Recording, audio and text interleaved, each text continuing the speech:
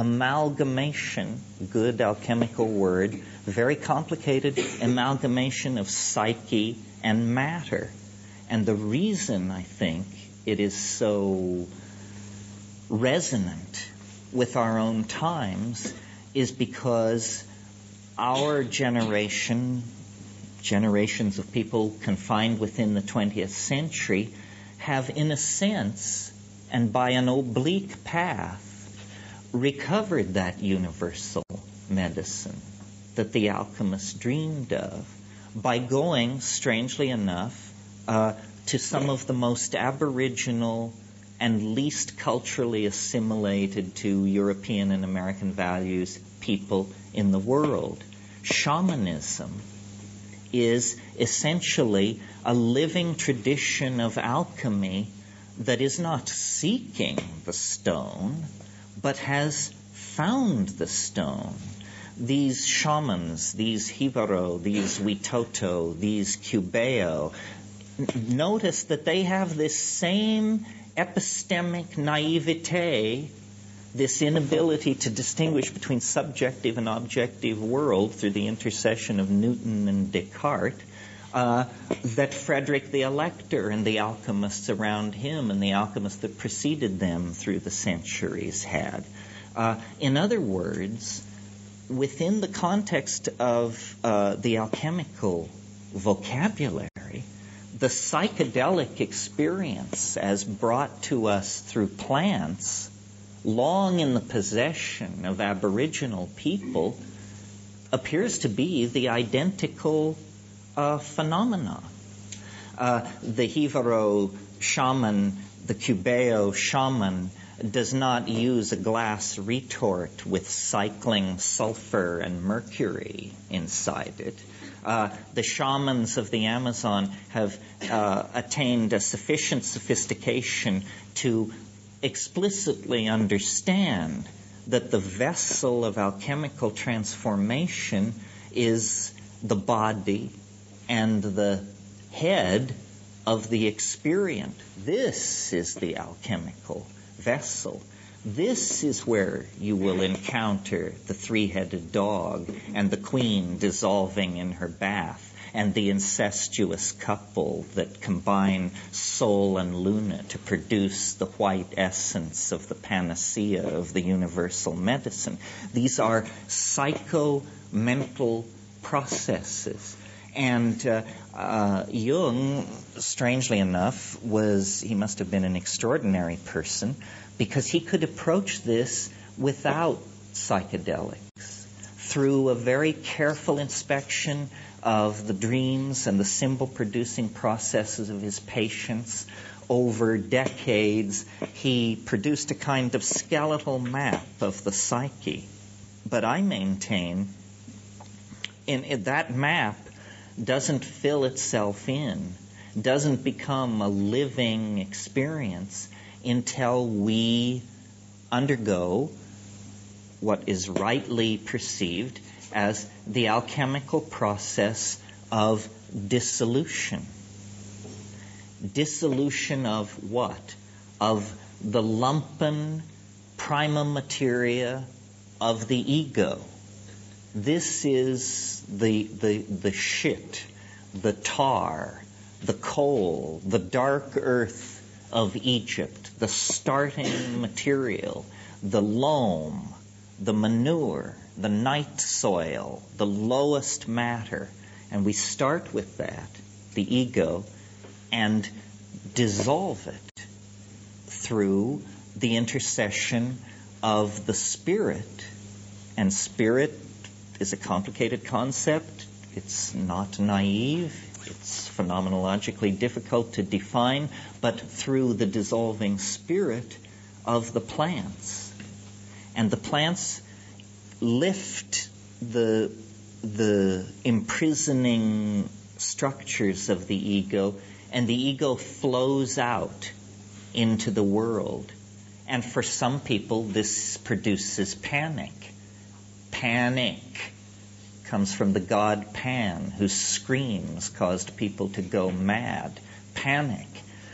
For other people, it's an enormous liberation. in any case, it is an influx of material previously hidden in the unconscious, laden with symbolic meaning, and eventually not to be sustained in this acidic, dissolving, roiling, liquid state. That's part of the process. But then eventually to be recombined, coagulatio, the recombining, the coagulation, the coming together at a higher level, usually through the application of a process analogous to heat, but psychic heat, which drives off the dross of false assumptions and false attachments. And all of you who have been through high-dose psychedelic experiences know that it's very hard to carry stupid baggage through that keyhole. In fact, it's just, you're lucky if you just get your soul and yourself through and intact. So what we have here, through the psychedelics, among certain marginal populations in the 20th century, freaks of all sorts in all times and places within the 20th century, a kind of almost accidental rediscovery of these alchemical truths. Well, okay, so that's good. That's one level. We can do self-directed psychotherapy on ourselves with psychedelic substances out of plants, and we can use alchemical symbolism to guide this process, and that's all very interesting. But so what? I mean, what's so great about it? Well, I think there's one of the most famous of all alchemical axioms is as above, so below, meaning always that in every small part of reality there is a tiny reflection of the great overstructure of reality. And in the largest structures are hidden the secrets of the smallest, and vice versa. We also have rediscovered this principle in the 20th century through fractal mathematics. But the psychedelics have brought us back to this alchemical mystery, shorn of any vocabulary for dealing with it, shorn of any real living notion of the spirit.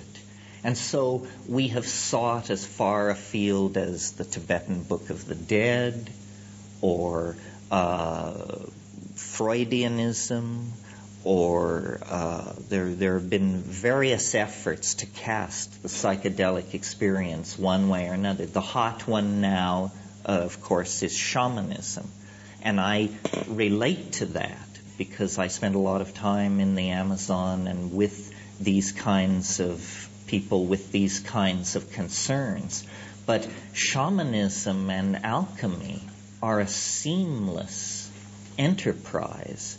Alchemy, the connecting figure, if you're interested in this, between the shaman and the alchemist is the smith, the worker of metal. And the shaman and the alchemist, the shaman and the smith in primitive cultures are always associated as brother figures. They both work in metals. Well, what all this means for us beyond the commitment to our own sort of ordering the Wunderkammer of our own private imagination, what it means is important, because if you look around you, the entire global civilization is undergoing some kind of meltdown. The planet itself is now to be seen as a kind of alchemical retort. The prima materia to be transformed are the nuclear stockpiles, the toxic waste dumps, the industrial wastelands, the populations devoid of hope, the populations at threat of infectious and fatal epidemic disease, there is a great deal of prima materia to be worked on at the historical level of the alchemical process. Trying to manage this rationally with some political ism, fascism, Marxism, capitalism, goes nowhere. It just digs us deeper into the mire and the muck. At the fringes, people like yourselves, people like myself, people I associate, offer endless solutions.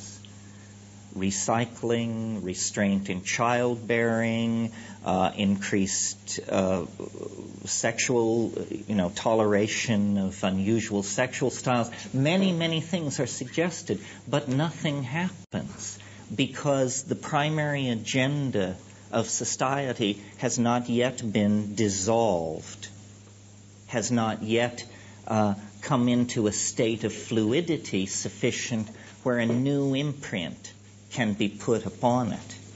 In the 60s, we thought that all that had to happen was everybody would take LSD and the obvious right things to do would be done. And we expected no opposition to this because its rightness was so obvious. We didn't realize that every righteous crusade in history has marched into the waiting jaws of its oppressors.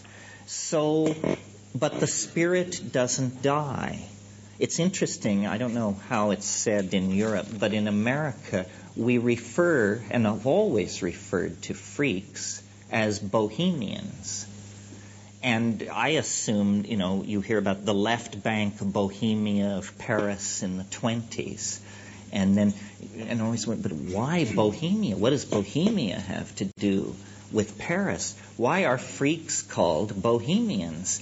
It's because of Frederick the Elector and the alchemical renaissance that he plotted with his wife. Since that time to now, Bohemian has meant a marginal political position involved with bizarre sexual practices, strange drug use, and funny ideas.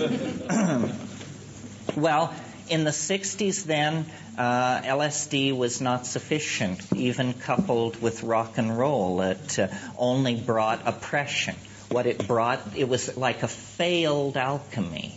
Instead of the dissolving and recrystallizing at a higher and more angelic level, thousands of prisons were built, and the entire thing failed. But this spirit is the spirit of life itself, the spirit of novelty itself. And it will not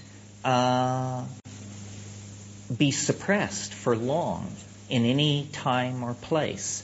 So now again, it comes after 30 years, after many changes, and it's among us again. And I assume, looking at all of you, that to some degree you represent this or act it out, or because it's a spirit of dissent that says we will not serve the values of materialism, the values of the ego, and the values that separate and break down the community. So here it is again. And what is different this time that we might have some greater hope of actually coming through to the beginning of the third millennium without having to hang our heads when we tell the story to our grandchildren? And I will submit to you this evening that the difference between then, 1965 through 70, and now, to the turn of the century, two things. First of all, we have that experience under our belt. We shall not be so stupid again. The I Ching says never confront evil directly and never name it directly because it finds weapons to defend itself. We are not an army. This is what Frederick didn't understand.